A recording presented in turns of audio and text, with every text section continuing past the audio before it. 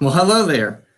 This is Paul Corrigan. I'm here with Matt Huett, and we're going to discuss Naomi Barron's book, Words on Screen of Reading in a Digital World.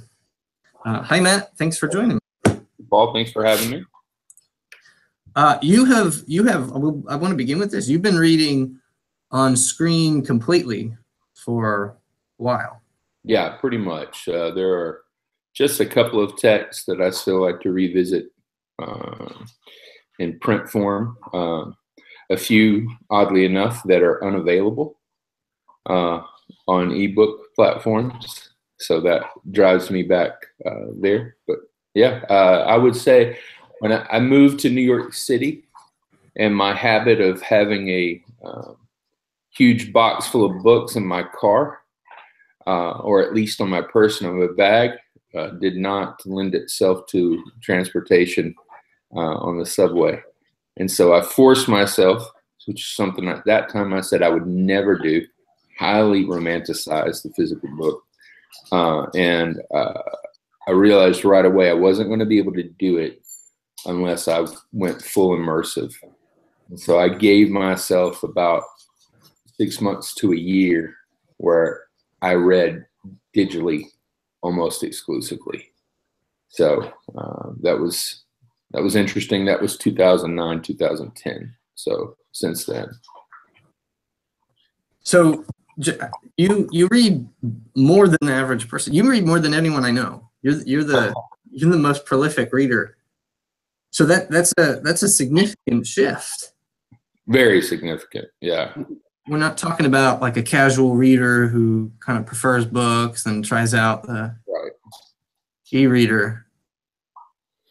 I would say I would average somewhere around 3 or 4 hours in serious reading, not casual, not looking something up, not an article here or there, but devoted time to reading a day. So what distinguishes serious reading for you from those other kinds of looking things up? Or yeah, well, I mean, there's the push notifications I get on my phone or on my iPad regarding the news of the day, or ESPN, the typical recipes, or just short things I'm looking through. I often do digital devotions 3 times a week, where I just open up Facebook and scroll through my friends' posts until I find something of meaning to sit and pray with. That's a good delineation, I think. Typical Facebook scrolling, stopping and saying, what can I learn from this? How can I apply this to my life? Lectio Divina, it basically in that kind of piece. So the one common thread in Words on Screen was the distinction between serious kinds of reading and other kinds of reading, and it was right. I mean, she chopped that a number of different ways, whether from continuous reading versus reading on the prowl, right, or academic reading versus pleasure reading. Mm-hmm. So there are different ways, but essentially there's a kind of a deep reading where you're paying attention continuously and carefully to the text. Right. There's kind of a variety of other kinds of reading, and she was careful to say that these are not good and bad ways of reading, right? But that there's a place for them, and she was afraid that the deep reading, the serious reading, might get lost, because she very closely, kind of again and again, and the people she interviewed and the people she surveyed and her own students and the people in research she cites associate the digital with the not serious and the physical with the serious. So here you are, kind of very serious reader doing serious reading on screen. So you're kind of bucking the pattern that she establishes. And I'm not sure how indicative I am being as committed to it. And, there were a couple of things that I respected about her writing. One was clarity, and two, thoroughness. But the third, that she was honest. I mean, even as much as the last chapter, she said, I haven't even been able to appreciate light fiction on a digital reader. And I found myself over and over annotating, which is something you can do in a digital platform, why she makes a post regarding Elizabeth Barrett Browning, I think it was. Yeah. Which is one of your favorite poets, yes? Yeah, absolutely. But towards the end, she talks about plunging your soul forward into a book. Yeah. And then she makes a statement, and I can search it here real quick, but I don't want to lose my train of thought in searching for it.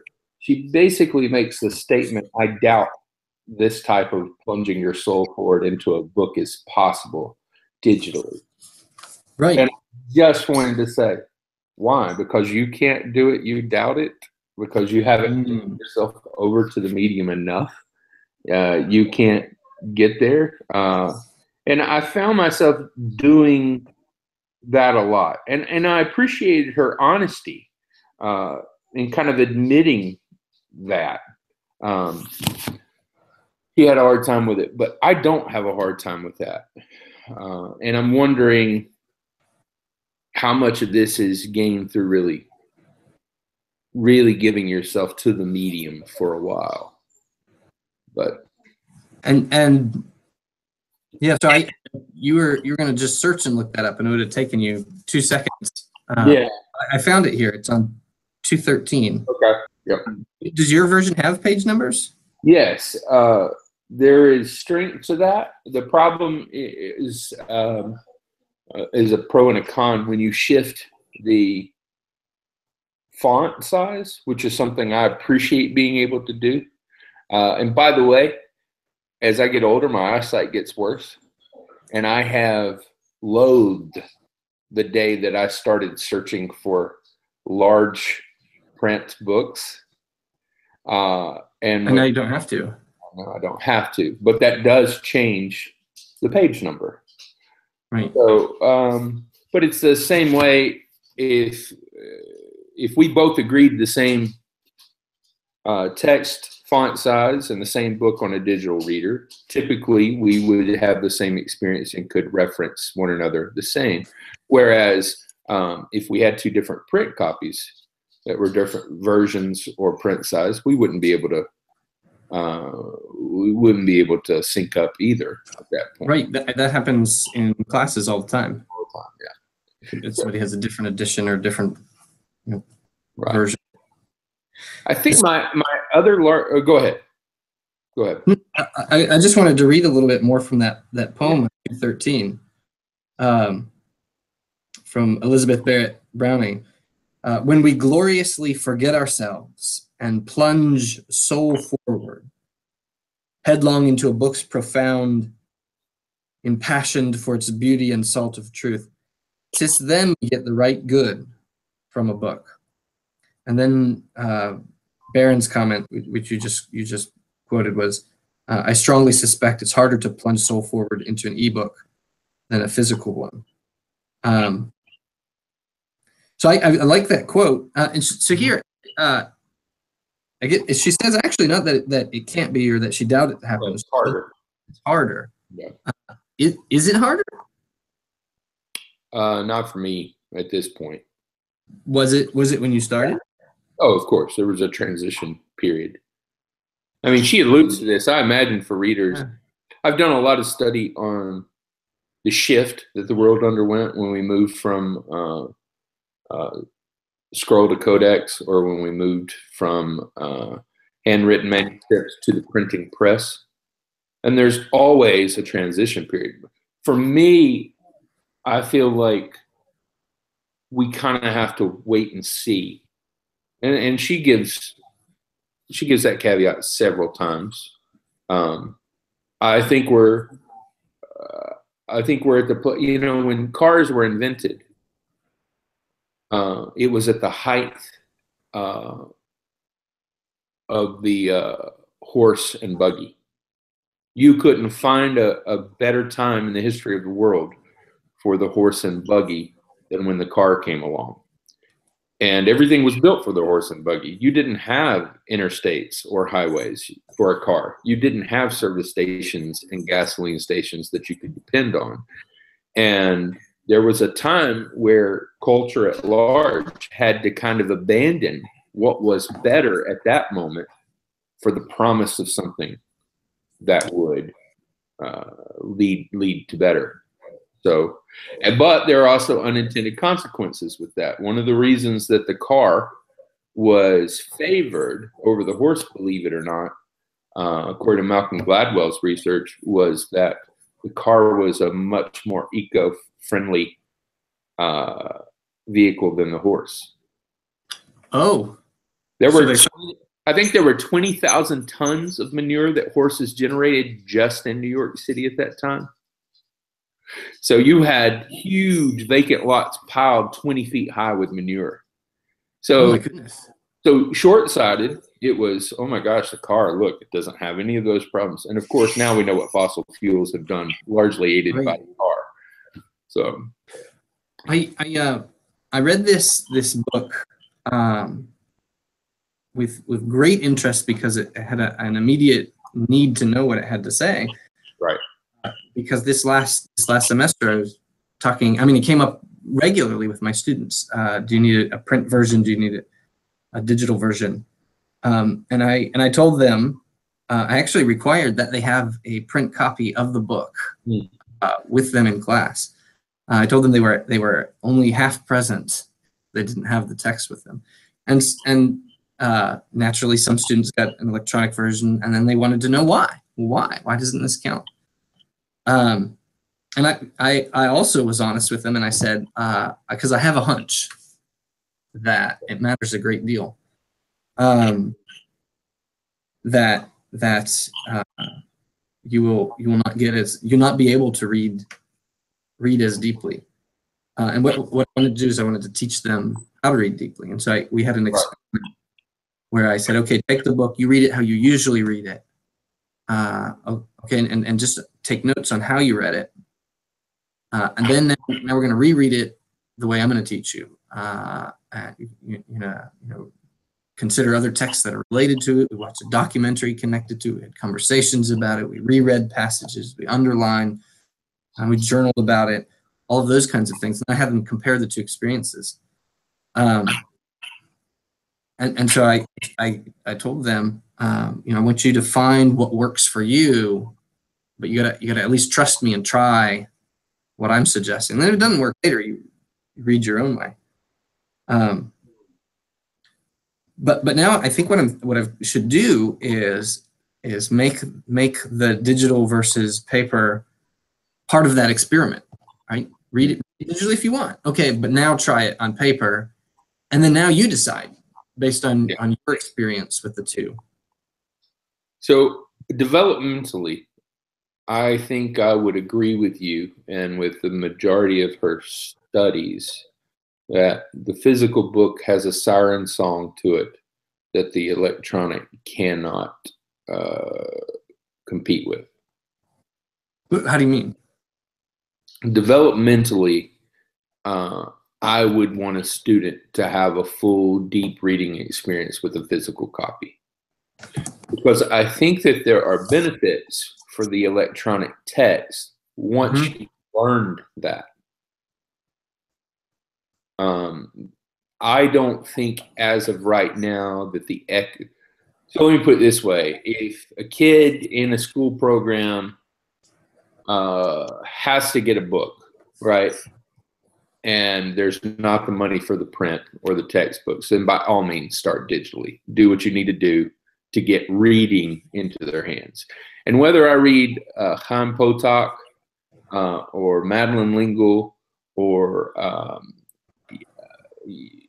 Jan Martel in a digital or into a print, I still cry. Still the material that moves me. It's the story that sweeps me up. With that said, there's something tactile that I am continuously seeking to, and I'm glad she addressed this, how to supply what I miss from a physical book with my electronic reading. And I have a deep suspicion that that aids with memory and that aids with different things. And I've talked with you about some of those techniques. And she actually introduced me to a couple in the book. But I don't think it's a bad thing. I do think, though, we should, at this time and point in history, especially with our students, move towards education in both streams, as someone put it. I don't know that I would say that the narrow or path is the one between the two granite lines that you got to go upstairs in the New York Public Library. I resist the deeper reading a lot, but I do think you need an appreciation for both streams.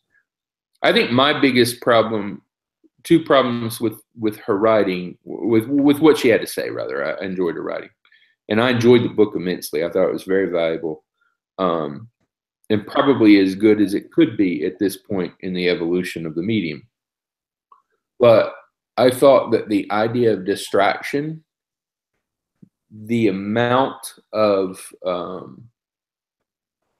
weight she put to the digital reader versus the print, I thought that was way off balanced. For one, most students I know, going back even to teaching high school for a brief stint, they have their cell phones on them. They're being distracted. It's not like we have a lot of students who aren't going to take that with them wherever they go. Even if they have the paper book. Even if they have the paper book. And for the me, paper book here and their phone here. And for me, when I'm reading a book and I get a push notification that comes to the top of my screen, I can see that, and unless it's very important, I can move on. I may have to reread the paragraph before it, or even the page, but I can do that. You said the notification pops up. Right. Whereas if I take my attention away from the text and give it over to a cell phone, I'm much more then ready to move outside, go get a cup of coffee, make a phone call, check my Facebook than I would be if I was reading that material and just saw the push notification. The dings are there. They're not going to move away. The phone vibration on the table, that's not going to move away. Not for most of the stuff that we're talking about with students. She did, I mean, distraction is certainly, it wasn't the only difference she found between paper and digital, but it was the overwhelming. On 210, she says, what are the most critical drawbacks to reading on screen? Distraction first, distraction second, distraction third. Yeah. So I find it really interesting that you said that, because I noticed the same thing. That I'm very often distracted when I read in paper. So maybe what is really important is to ourselves as readers and to teach students, here's how to deal with distractions, not just imagining one medium versus another will automatically fix distractions. Yeah, I think that's huge. And then I think the second problem I had, chief concern with her, kind of the way I read her statement that she was positing, was the idea of reading as a social piece versus an individual piece. Right. Again, this is where a lot of my studies go, but it's true that technological shifts have changed the way that we are with our materials when we read. Prior to the printing press, there was no such thing as a devotional, not from reading a book. You were illiterate, by and large, if you were the populace, or you didn't have a copy of a book. It was an auditory thing, or it was at least a communal experience. With the invention of the printing press, you then had 400 years of unchallenged technology, the medium by which we read, which promoted abstraction and individuality. So that now you get alone and you read and you do these things. What some scholars, Shane Huett is a pastor who speaks on these things. Marshall McLuhan, famous for saying the medium is the message, which is flow for this conversation kind of foresaw this and basically said we're no longer a tribe as we were before the printing press, and we're no longer individuals as we were the 400 years following that. But that instead, with the invention of the telegraph, the radio, and the printing press, which then moved together to form TV and then the internet, we are a tribe of individuals. So this is not, to me, something as simple as which platform or vessel is going to promote us. This is a huge shift that humanity is going through in how we interact with the world, how we're connected. And so therefore, I think we have to start teaching with that in mind. And I think the social enterprise, for me, because of the way I format everything and reading, I may not have a deeper reading in the sense of what she's saying, giving yourself solely to this book. But as we've talked about many times before, I have this proclivity for putting books in conversations with other books. That's much easier in a digital format for me. Those hyperlinks, those are really important for me. I'll simply shift over to, on my iPad, I'll shift over to the footnotes. I'll press that blue text, it'll come up, and then I'll go back to the reading. And when I get to the next one that I want to get to, I'll do the same thing with a new tab, so that at the end of a chapter, I might have 4 tabs open. Now I have to kind of resist, unless I need it for that moment, to go into that rabbit trail at that point.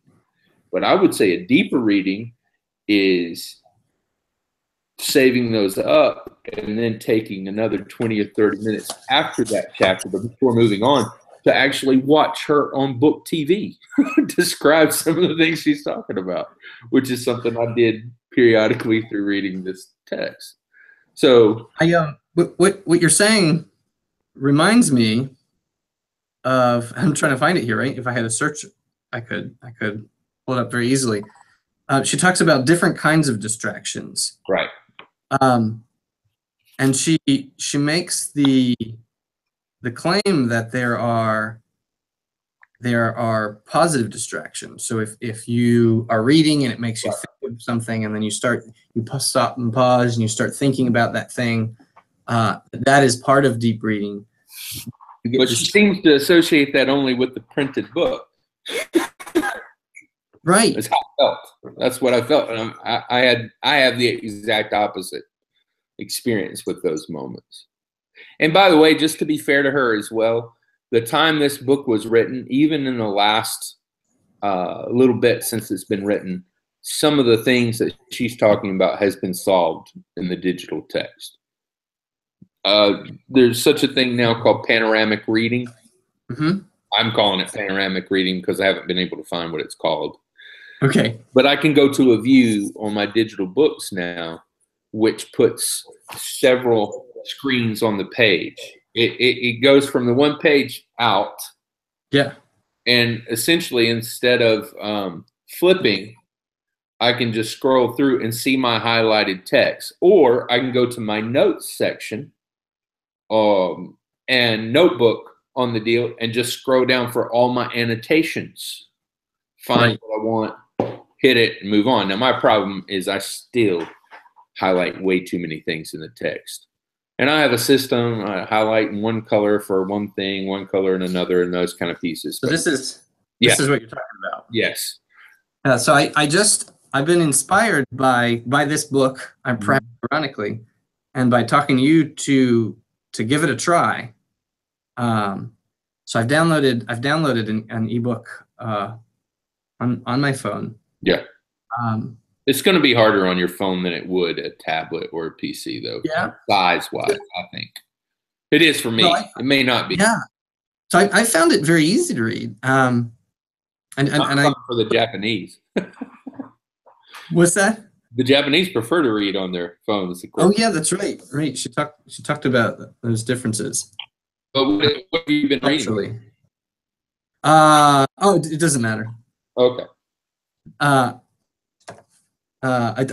book on marriage. There you go. It's For Better. It's the science of a good marriage, I think is the. Cool. Yeah. Check it out.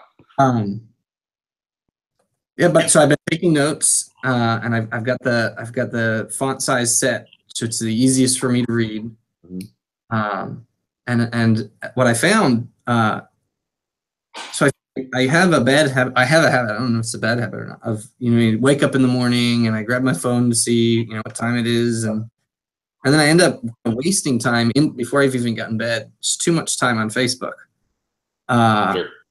But what I found is I've put that into reading this book now, because I wouldn't have gotten up and went and grabbed a book and opened it, right? Right. I'd get up and do my day. Yes. But since I had my phone in my hand, I've read 2-3 chapters just in a couple days, in time that would have otherwise been wasted because I was going to be on my phone anyway. And so that kind of surprised me and seemed kind of an unexpected benefit or potential. Accessibility is no joke. It is a very real thing to be able to walk into a classroom and have 2,000 books on my Kindle. And I did very often the last several years, a quote or something would be triggered by something I was saying that I wasn't expecting to say. I riff a lot when I teach, and it would trigger something, and I could give them a 90-second writing exercise. I called it a 1.5-minute essay. And I would give a question, which is a good thing for introverts in the classroom, give them that chance to reflect and write. But during that time, I could find the source I wanted in the other book. And I had all that with me. Now, it's important. She makes mention of textbooks being harder to read. They are. And the larger iPad is what I started reading on, and I could not do it very well. The phone was too small. What was perfect for me, and it's about the size of a Kindle reader, was an iPad mini.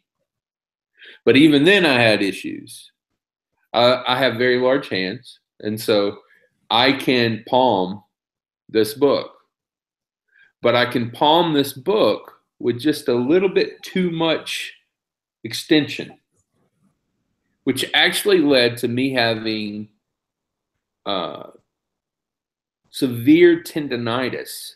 Oh no! In my elbows and my forearms after a very prolonged 6 weeks of reading one summer, and I lost almost all grip strength. I had reading elbow, is what my doctor called it, because we couldn't figure out where it came from. And he saw me reading when he walked in. He said, "Well, how do you hold that book?" And when I showed him the one hand, he says, "Well, that's your problem. You're extending too far." So it's a medium. You've got to learn all the different things. Some people love it on their phones. Some people buy the bigger iPhone or the bigger phone so that they can read. I think it is important to understand when we're talking about digital readers that there's a plethora of formats, and you have to find the one that works for you.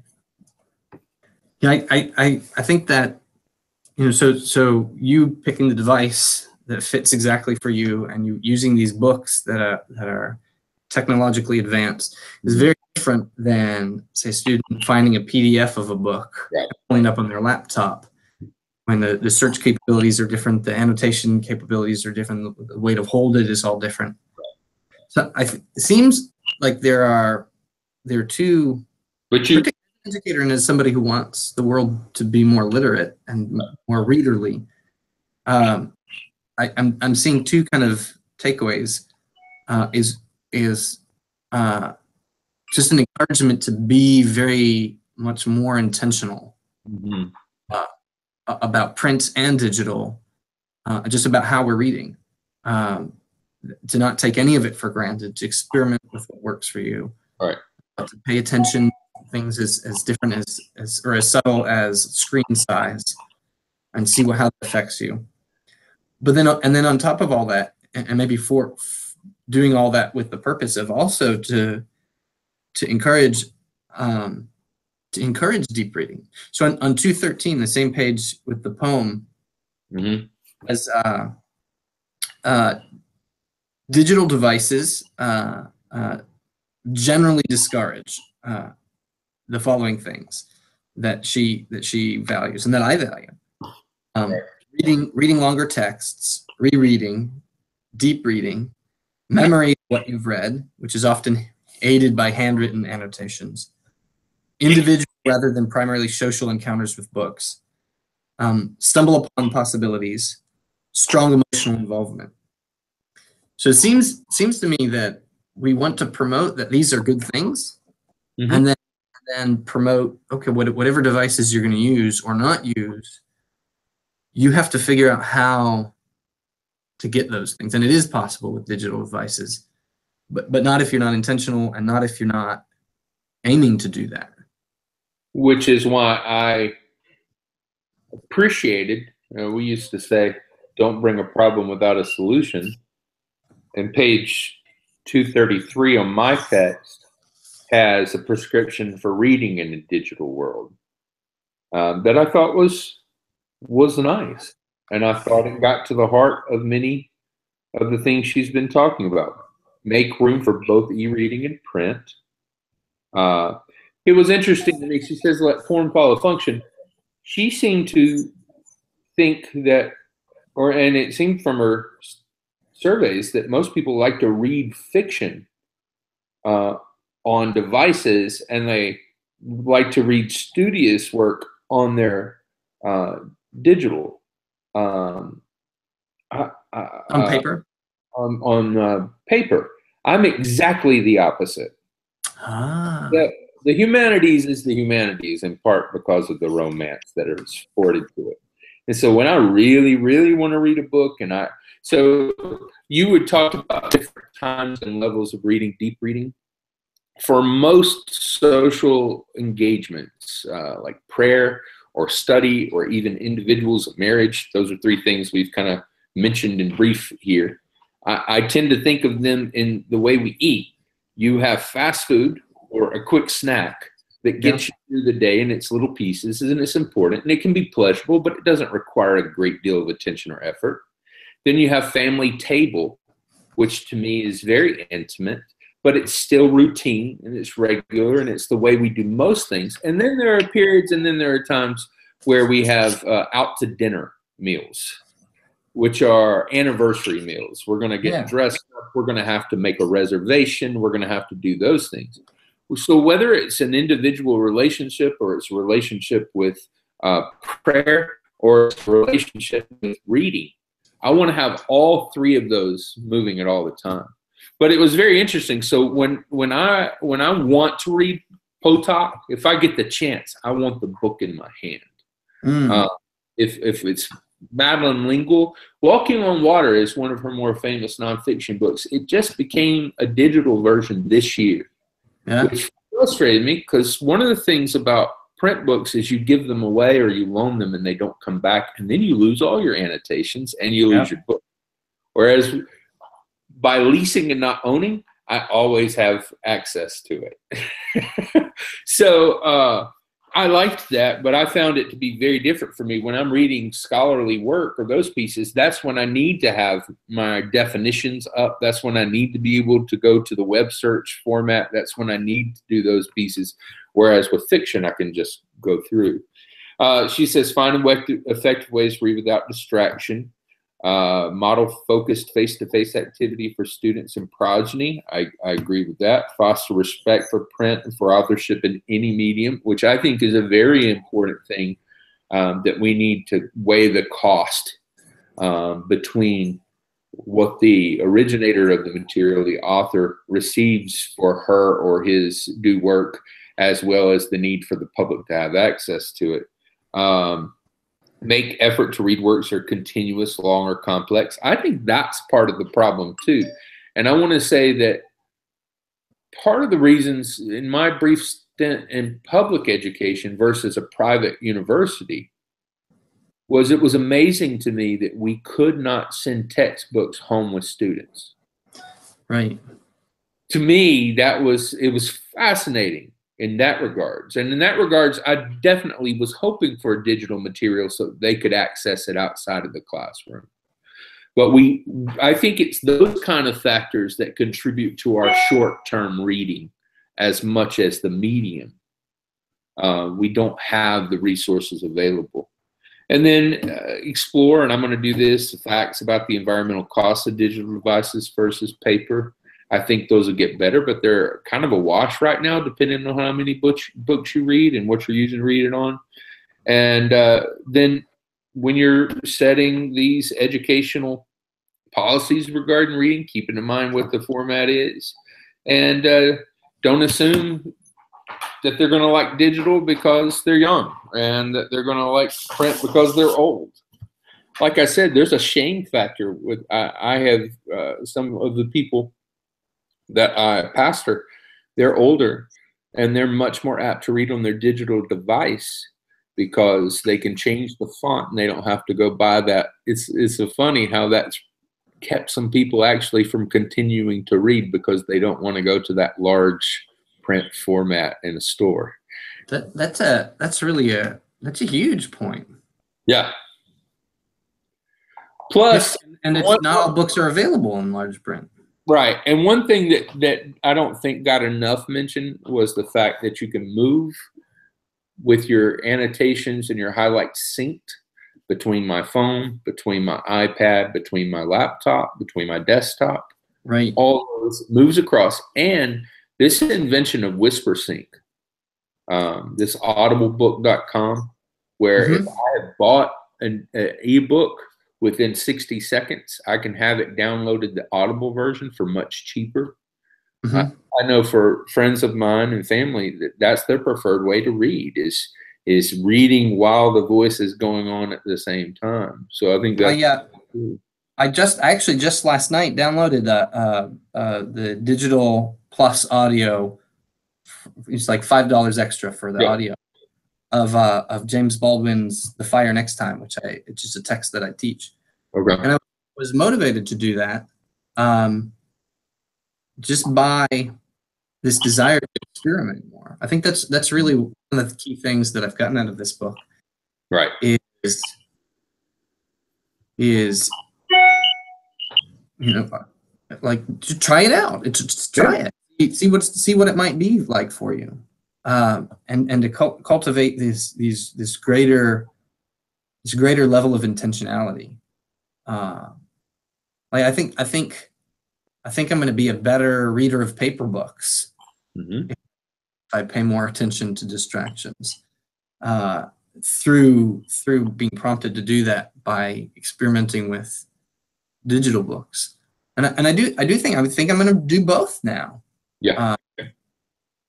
Because how can I help my students learn how if they want to use digital, how to do it well, if I'm not practicing any.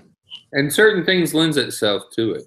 I mean, I'm looking over your right shoulder, and 2 books to my left of the Christian Almanac. Right, your right shoulder, isn't it? Your right shoulder, the other one, yeah. And I think that's one of the Divine Hours from right here. Okay. Oh, that's good. I'm amazed. What were you saying about eyesight? Well, I can't read it, but I know what the volumes look like.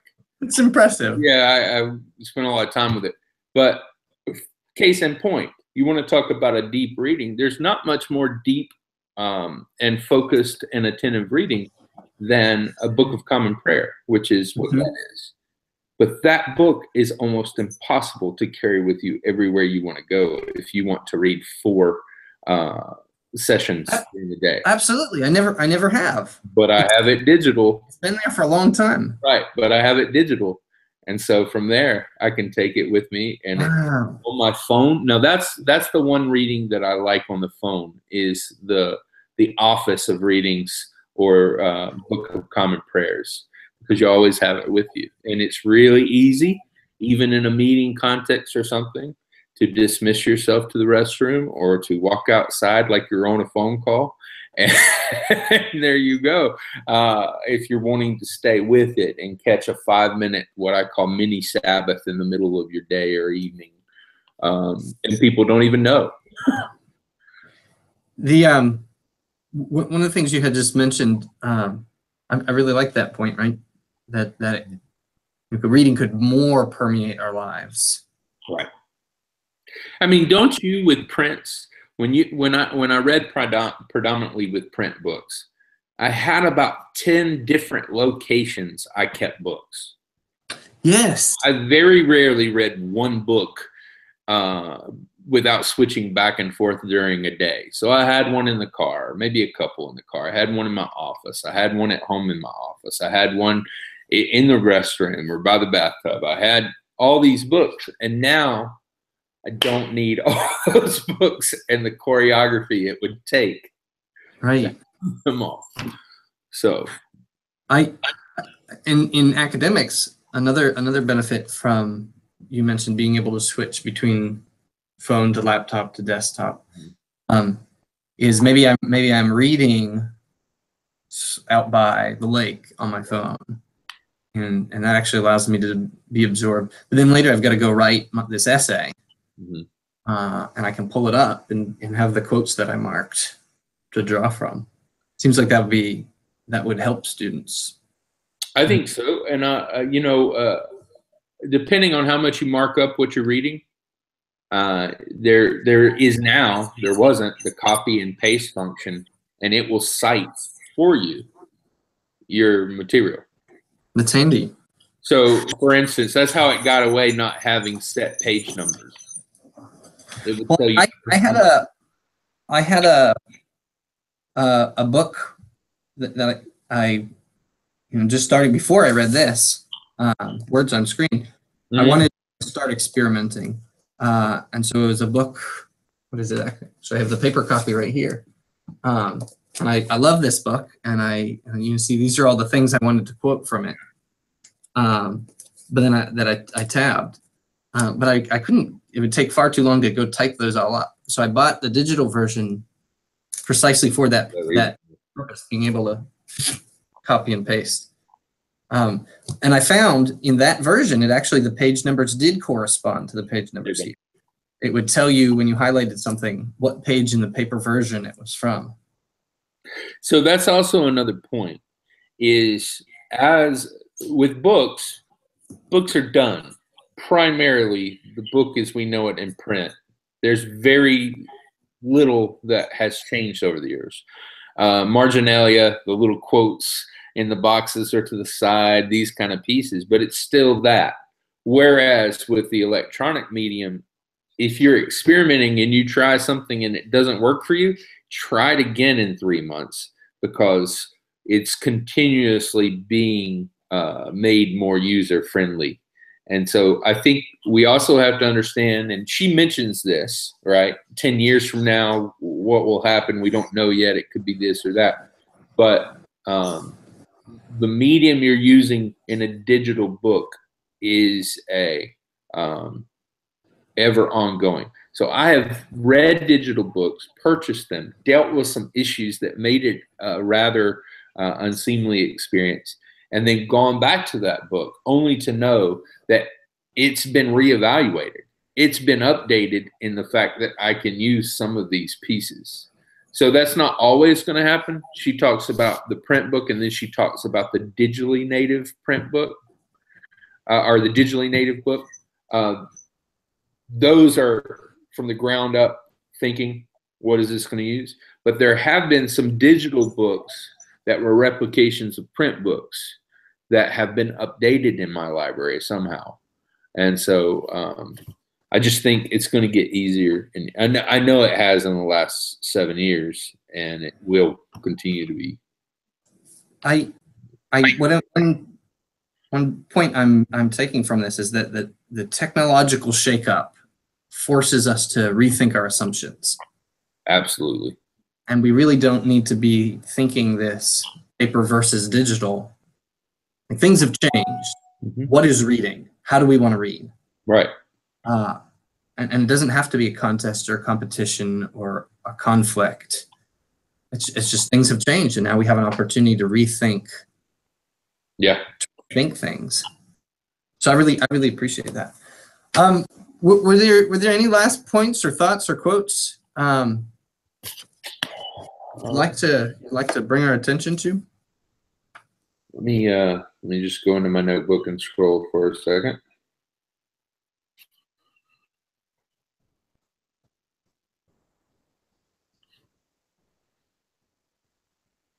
Let me something I've mentioned to you that if anybody does happen to watch this, maybe some things I found that I still am not satisfied with digital.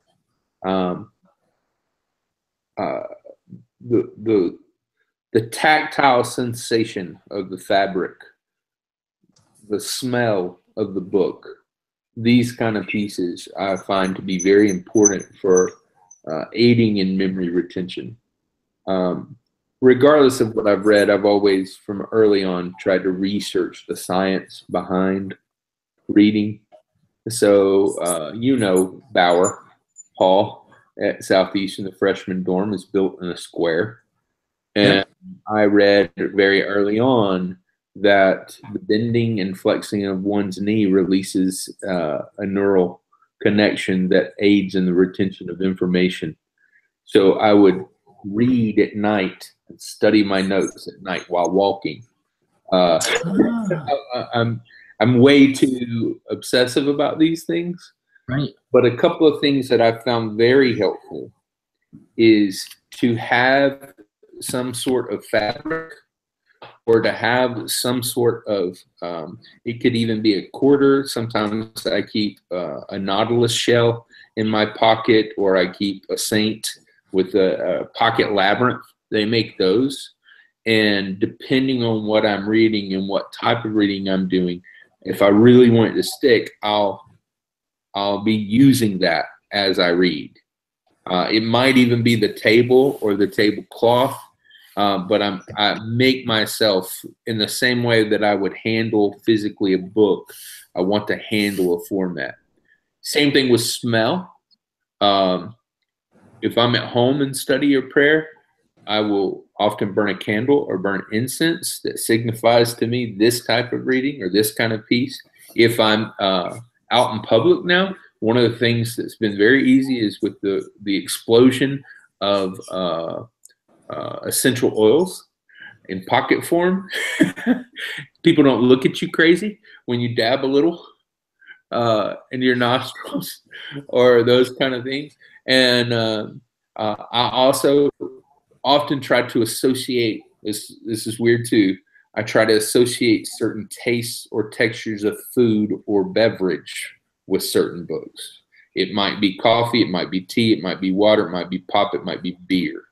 It might be fruit, it might be something grainy in bread, or it might be something savory. But these are all ways that I have built in repetitions and things that are easily available to me to aid in the reading experience. And that seems to have helped me. I don't know. I haven't done any studies on myself to see how that's progressed. But Right. At least the placebo effect is strong because I feel like I'm catching that.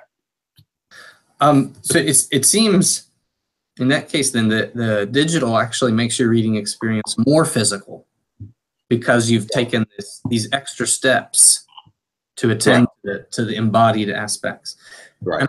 And I've tried reading while walking. I've read a number of books that way, but I actually find it really hard to, hold a whole book, and especially if I want to make notes while I'm walking, say around Lake Hollingsworth here, a place I like to walk. Well, that's why if you're just going around a dorm, you can stop and write, and nobody's going to look at you weird. Sure, but I'm thinking it'd be even easier on a small device to walk while reading. And so something with your phone that you can do too is you can keep your what do you call it? Your recording piece available, and you don't even have to stop to write. You can make just talk into it and be able to work that way, and then come back and rewrite them, or have your TA type them up. Or my phone just turns the audio into text. Okay, there you go. So I just highlight a passage, hit comment, and then I talk it into it. Oh yeah, yeah, you can do that. Yeah, into your notes. Cool. Well, Matt, I really enjoyed this conversation, and I've read this book. Thank you so much for reading it with me, and for inspiring me as a reader. I think I'm going to be more intentional. I think I'm going to read more skillfully and more deeply for having read this and for having talked to you and for embarking on these experience with multiple different mediums. So thanks. Oh, the feeling is mutual. You inspire me with your teaching and your writing, and it's nice to have a fellow bibliophile that just hang out with, even though I'm in North Carolina and you're in Florida. Speaking of technology. Yeah. And not only that, but other people can watch this if they want to down the road. We can rewatch this and see what was said. So anyway, I love you, Paul. I love you. Thank you. Yeah, absolutely.